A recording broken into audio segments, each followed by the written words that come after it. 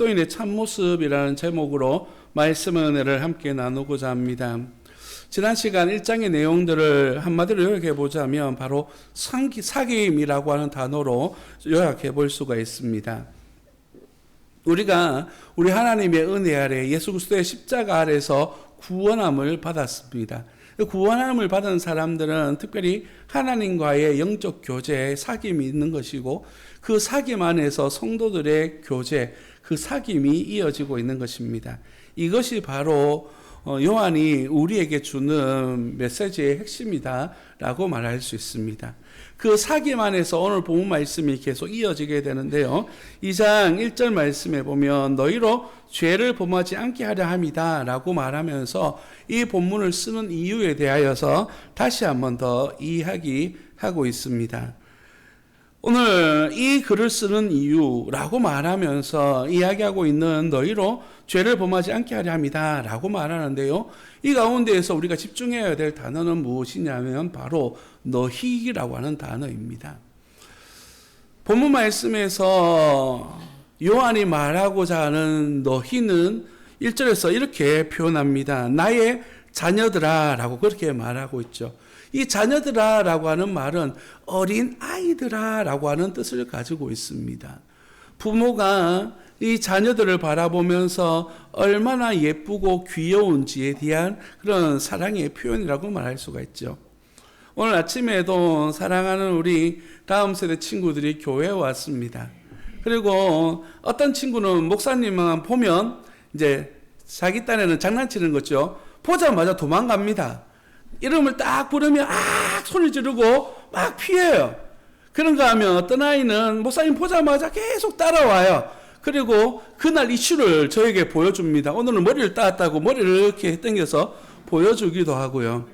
그래서 제가 물을 마시러 이렇게 부엌에 갔는데 거기까지 따라왔어요. 따라와서 목사님 이리 와봐요. 불러가지고는 그 자리에 있는 어떤 특정한 물건을 보면서 이거에 대해서 설명을 해 주더라고요. 아이들을 바라볼 때 그 아이들을 바라보는 부모님의 마음, 우리 어른들의 마음이 어떠한지 아시지 않습니까? 이런 것처럼 오늘 요한은 이러한 믿음의 성도들의 그 연약함과 부족함을 바라보면서 사랑스럽게 하나님의 은혜 아래 성장했으면 좋겠다라고 하는 마음으로 그들에게 권면하는 말씀, 오늘 우리에게 권면하는 말씀이 바로 오늘의 말씀이다라고 말할 수가 있습니다. 이 말씀 속에는 또 하나의 의미가 포함되어져 있는데 바로 자녀가 부모님의 말씀에 대하여 순종하는 것처럼 저와 여러분들 또한 이 말씀 앞에 순종하는 삶을 살았으면 좋겠다라고 하는 그런 의미를 담고 있습니다. 유명한 신학자인 요한 웨슬리라고 하는 사람이 있습니다. 이 사람의 어머니가 길을 떠나는 요한에게 성경책을 한 권 선물하면서 이렇게 적었다고 합니다. 성경에 기록된 성경책에 적어준 내용입니다. 죄는 네가 이 책을 멀리하게 만들 것이다. 그러나 이 책은 네가 죄를 멀리하도록 지켜줄 것이다 라고 이렇게 적었다고 합니다. 우리가 하나님의 말씀을 가까이 하지 아니하면 우리는 죄 앞에서 넘어질 수밖에 없는 존재이겠지만, 하나님의 말씀을 더욱더 가까이 하는 사람은 죄로부터 멀어지는 그런 하나님의 은혜가 있다라고 그렇게 이야기하는 것이죠. 그래서 요한은 오늘 본 말씀을 통하여서 너희가 죄를 짓지 않는 그런 모습으로 살아갔으면 좋겠다라고 그렇게 말하고 있습니다. 예수님의 가르치심도 이와 비슷한 것 같습니다. 예수님께서 베데스다 연못가에 병을 앓고 있는 이를 고쳐주신 후에 말씀을 이렇게 하셨습니다. 보라, 네가 나았으니 더 심한 것이 생기지 않게 다시는 죄를 범하지 말라라고 그렇게 말씀하셨습니다. 그게 거룩한 삶을 살도록 요구하신 것이죠. 요한복음 8장에도 가늠한 여인을 향하여서 말씀하신 내용도 비슷합니다. 가서 다시는 죄를 범하지 말라라고 말씀하시면서 거룩하게 살도록 요구하고 있는 것이죠. 요한이 우리에게 말하고 있는 거룩하게 사는 것은 과연 어떤 것인가? 3절 말씀을 보면 이렇게 이야기합니다. 우리가 그의 계명을 지키면 이로써 우리가 그를 아는 줄로 알 것이요 라고 그렇게 말하고 있는 것이죠. 우리가 하나님을 알고 하나님의 말씀대로 살아간다라고 말하는 것은, 죄를 짓지 않는다라고 말하는 것은 곧 하나님의 말씀이 계명을 나의 삶 속에서 살아가고 있는 실천을 이야기하는 것입니다. 여기서 안다라고 하는 안다는 지식적인 경험을 이야기하는 것이 아닙니다. 바로 내가 우리의 삶을 통하여서 하나님을 경험하며 살아가고 있는 것을 이야기하는 것이죠. 결론을 먼저 말씀드리면 5절 말씀에 나와 있는 것처럼 누구든지 그의 말씀을 지키는 자는 하나님의 사랑이 참으로 그 속에서 온전하게 되었으니 라고 말하는 말씀입니다. 하나님의 말씀을 살아간다라고 하는 것은 그저 하나님의 계명을 지킨다라는 수준의 이야기가 아니라 내가 하나님의 말씀대로 살아감으로 말미암아 하나님이 내 안에서 온전하게 되어지는 것을 이야기하는 겁니다. 우리는 하나님을 드러내는 하나의 상징물과도 같은 것이죠. 우리가 이 땅에서 그리스도인다운 삶을 살게 되어졌을 때는 우리를 통하여서 하나님이 영광 받으실 뿐만 아니라 하나님이 인정받으시면서 그 속에 살아가고 있는 그리스도인 또한 하나님 앞에 영광을 올려드리게 되는 겁니다. 예를 들어보면 이런 것 같습니다.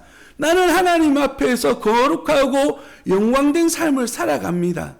그런데 저기 있는 또 다른 그리스도인은 하나님 앞에서 부족하고 연약한 모습을 살아가요. 죄를 짓고 살아갑니다. 그러면 누가 욕을 얻어먹습니까? 그 사람은 욕을 얻어먹는 것이 아니라 싸잡아서, 표현이 좀 거칩니다. 우리 또한 같은 욕을 먹고 있는 것이에요. 우리 안에서 온전하여지게 된다라고 하는 말씀은 우리가 어떻게 살아가느냐가 전체 그리스도인을 드러내는 것이고 우리 하나님을 나타내는 하나의 표징이 되어진다라고 하는 말씀을 오늘 우리에게 말씀하고 있는 것입니다. 우리가 어떻게 살아가고 있느냐, 어떻게 살 것이냐, 어떻게 거룩을 드러낼 것이냐, 이것이 바로 오늘 본문 말씀이 우리에게 말씀하고자 하는 특별한 은혜다라고 말할 수 있습니다. 다른 말로 표현해보자면 오늘 본문에서 말하고자 하고 있는 그 말씀은 바로 우리의 삶이다라고 말할 수 있는 것이죠.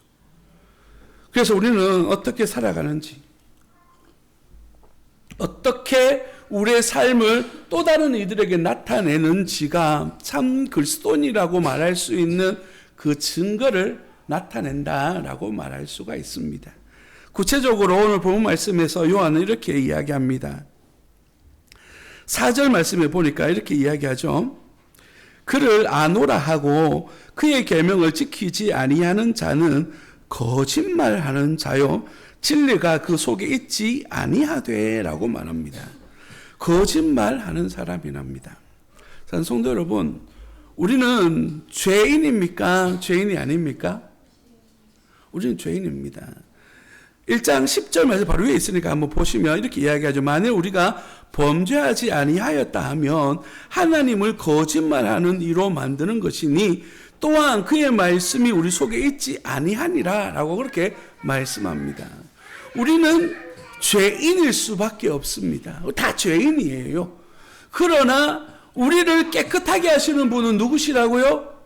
예수 그리스도인 것이죠. 예수 안에 있으면 우리들은 그 거룩함으로 말미암아 하나님으로부터 깨끗한 사람이다, 거룩한 사람이다 라는 뜻에서 성도라고 하는 이름을 부여받게 되어지는 것입니다.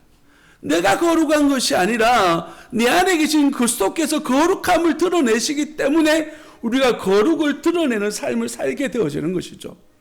그래서 우리가 하나님의 말씀을 가까이 하고 하나님을 닮아가고자 노력하면 할수록 우리는 그 죄로부터 자유로워질 뿐만 아니라 죄에 대하여서 강력한 반대적 생각, 죄가 가까이 다가오면 다가올수록 이거는 아니야 라고 거절할 수 있는 믿음, 신앙, 능력이 우리 가운데 나타나게 되어진다 라고 말하고 있는 것이에요. 그래서 성경이 말하고 있죠. 거짓말하는 사람이다.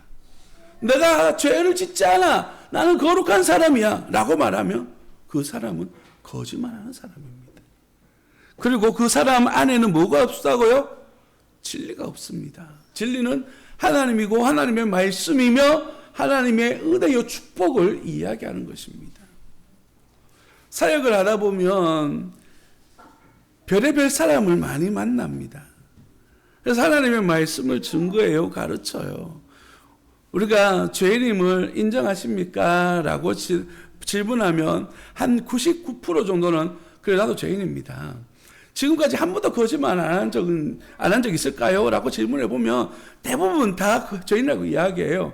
그러나 100분의 1 정도는 난 끝까지 죄인이 아니라고 이야기하는 분이 있어요.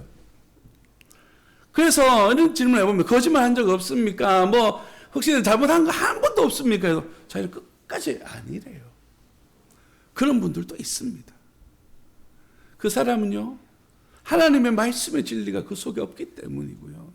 악한 마귀의 권세 아래 붙들려 있기 때문에 자기 자신을 주님 앞에 내어놓을 수 없는 그러한 악 속에 잠겨져 있는 것을 말하는 것입니다. 죄를 고백하는 것은 주님을 만나기 위한 첫 번째 단계입니다. 그래서 그가 우리 안에서 선한 일을 이루어 가시는 것이죠.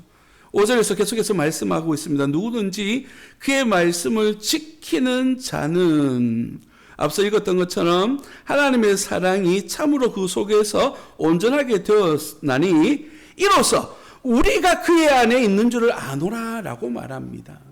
우리가 하나님의 말씀에 순종한다는 것은 하나님이 내 안에 계시는 것뿐만 아니라 내가 하나님 안에 살아간다 라고 하는 사실을, 그 증거를 드러내는 것이다 라고 그렇게 말하고 있는 것이죠. 사랑하는 성도 여러분, 우리는 어떻습니까? 죄인입니까? 죄인이 아닙니까? 죄인입니다. 앞서 우리 읽었던 말씀처럼 1장 10절에서도 그렇고 2장 1절에서도 비슷한 이야기를 다루어 주고 있습니다. 2장 1절 말씀을 다시 한 번 더 보도록 하겠습니다. 나의 자녀들아, 내가 이것을 너희에게 쓰면 너희로 죄를 범하지 않게 하려 함이라. 그리고요, 만일 누가 죄를 범하여도 아버지 앞에서 우리에게 대언자가 있으니 곧 의로우신 예수 그리스도시라 라고 그렇게 말하고 있습니다.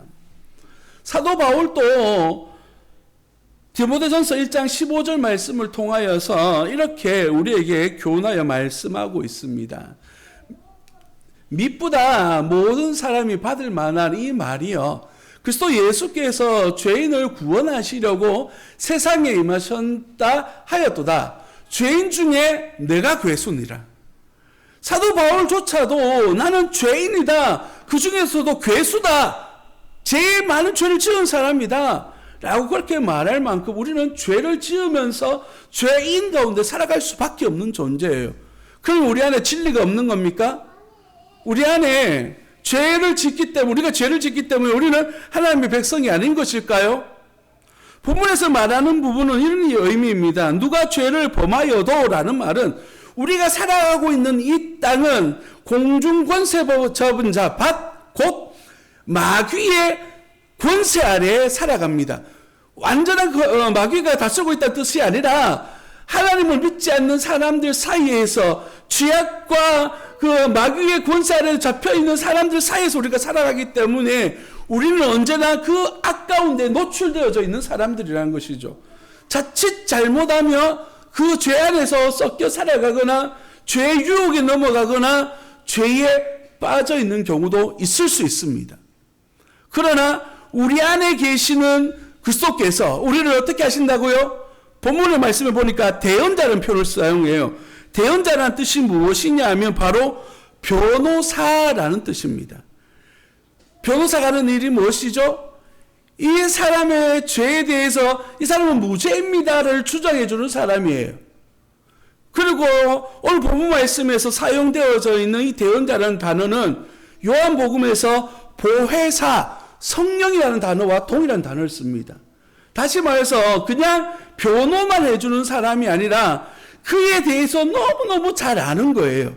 그리고 그 사람에 대하여서 하나님 앞에 관계적으로 이 사람은 절대 그런 사람이 아니니까 하나님 용서해 주셔야 돼요 라고 하는 그런 관계성 속에서 우리를 대언해 주시는 하나님에 대한 이야기인 것이죠.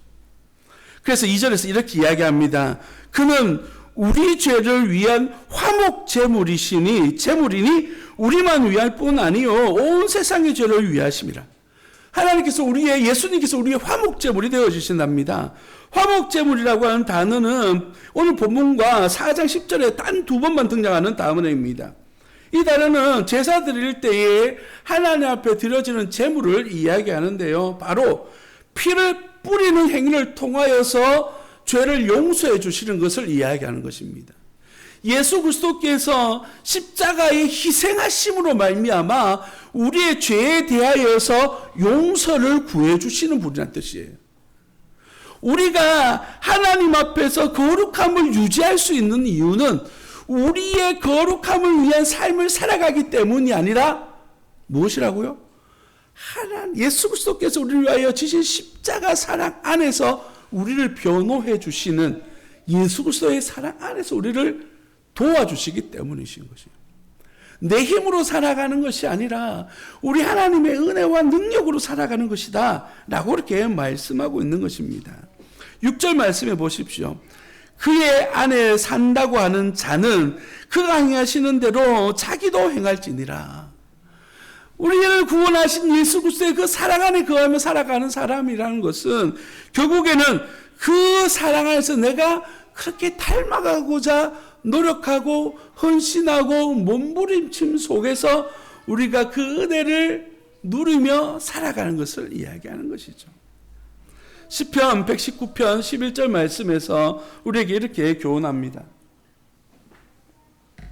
시편 119편 1절 11절입니다. 내가 주께 범죄하지 아니하려 하여 주의 말씀을 내 마음에 두었나이다. 우리의 거룩함을 유지하며 하나님 앞에 영광 올려드리는 삶을 살기 위해서는 하나님의 말씀을 더욱더 가까이 해야만 합니다. 그래서 우리가 하나님의 말씀을 배우고 하나님의 말씀대로 살기 위하여서 하나님 앞에 나오는 이러한 주일의 예배 시간이, 성경을 배우는 성경 공부 시간이 우리에게 소중한 시간이다 라고 말할 수 있습니다. 마태복음 7장 16절 말씀에 보면 그들의 열매로 그들을 알지니 가시나무에서 포도를 또 엉겅퀴에서 무화과를 따겠느냐라고 그렇게 말합니다. 우리의 모습을 통하여서 그 사람이 누구인지를 알 수 있다라고 말합니다. 사랑하는 성도 여러분, 우리가 소망하며 살아가는 것이 바로 우리를 드러내는 것을 말합니다. 어떤 사람은 돈을 많이 벌어서 부자가 되고 싶어하는 사람이 있습니다. 그래서 모든 생각과 관심이 돈을 모으는 데 있어요. 어떤 사람은요, 권력을 잡는 데에 온 신경이 집중되어져 있는 사람들이 있습니다. 그래서 그 사람의 목표는 오직 권력인 것이에요. 여러분의 관심과 여러분의 생각은 어디에 집중되어져 있습니까? 하나님을 향한 마음이, 하나님을 향한 간절함이 여러분 속에 있습니까? 아니면 하나님이 아닌 것들에 여러분의 마음이 온 집중이 되어져 있습니까? 오늘 이 말씀을 듣는 저와 여러분들 가운데에 온전히 하나님을 소망하며 기대하는 그런 하나님의 사람들이 되어지기를 예수님 이름으로 축복합니다. 기도하겠습니다.